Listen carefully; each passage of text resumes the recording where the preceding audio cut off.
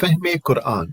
मौजू, जो लोग अपनी बीवियों से ताल्लुक न रखने की कसम खा लें उनके लिए 4 महीने की मोहलत। सूरह अल-बकरा आयत नंबर 226-227। أعوذ بالله من الشيطان الرجيم. بسم الله الرحمن الرحيم. للذين يؤلون من نسائهم تربص 4 أشهر فإن فاءوا فإن الله غفور رحيم وإن عزموا الطلاق فإن الله سميع عليم. जो लोग अपनी बीवियों से ताल्लुक न रखने की कसम खा बैठते हैं उनके लिए 4 महीने की मोहलत है।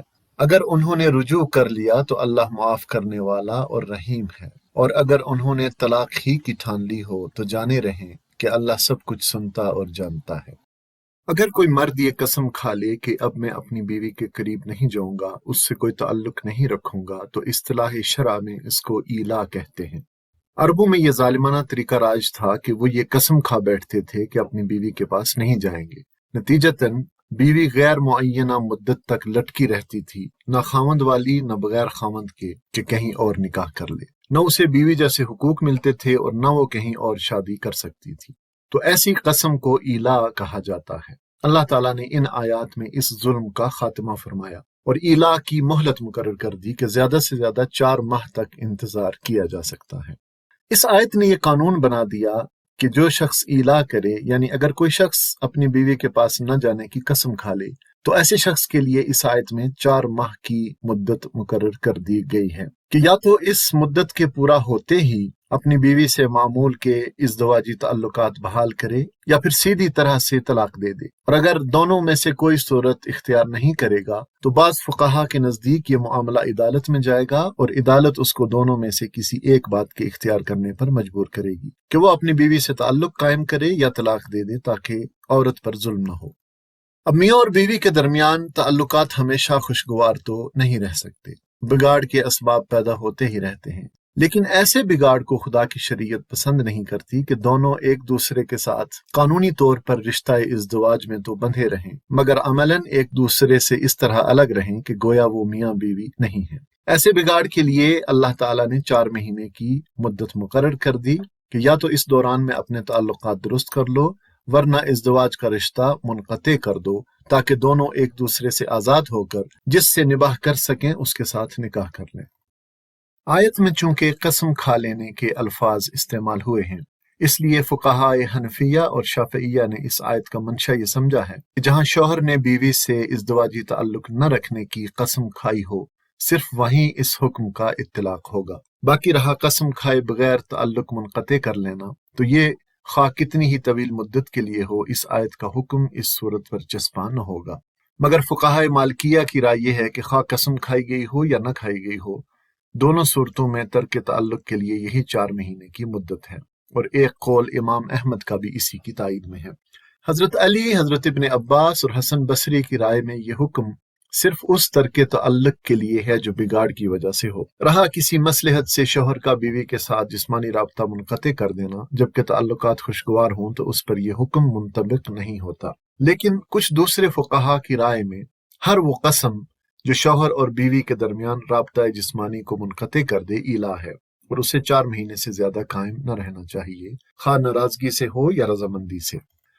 खुद नबी सल्लल्लाहु अलैहि वसल्लम ने भी अपनी अज़वाजे मुतहरात से ईला फरमाया था। उम्महातुल मोमिनीन ने अर्ज किया था कि अब आम मुसलमानों के यहाँ भी खुशहाली आ गई है, तो हमारे यहाँ ये तंगी और सख्ती क्यों है?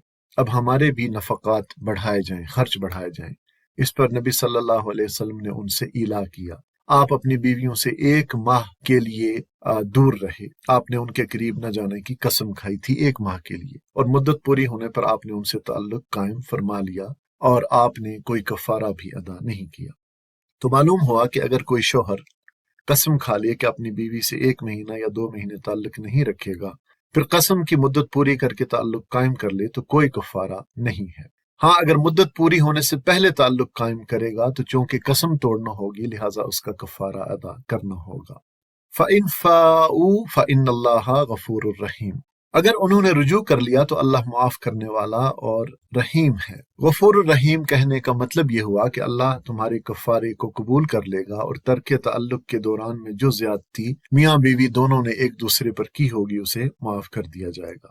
وَإِنْ عَزَمُوا الطَّلَاقَ فَإِنَّ اللَّهَ سَمِيعٌ عَلِيمٌ، اور اگر انہوں نے طلاق ہی کی ٹھان لی ہو تو جانے رہیں کہ اللہ سب کچھ سنتا اور جانتا ہے۔ یعنی 4 ماہ کا عرصہ گزر جانے پر شوہر کو بہرحال فیصلہ کرنا ہے کہ وہ یا تو رجوع کرے یا طلاق دے۔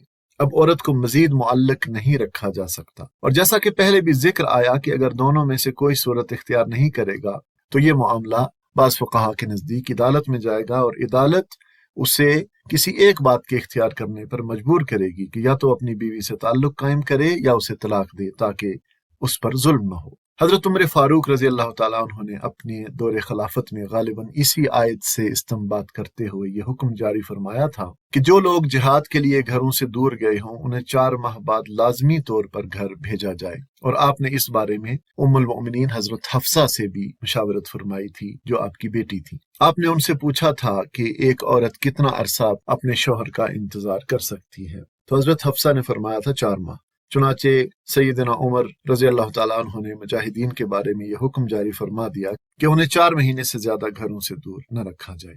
اللہ تعالیٰ ہمیں اپنے احکامات کو سمجھنے اور ان پر عمل کرنے کی توفیق عطا فرمائے، آمین ثم آمین۔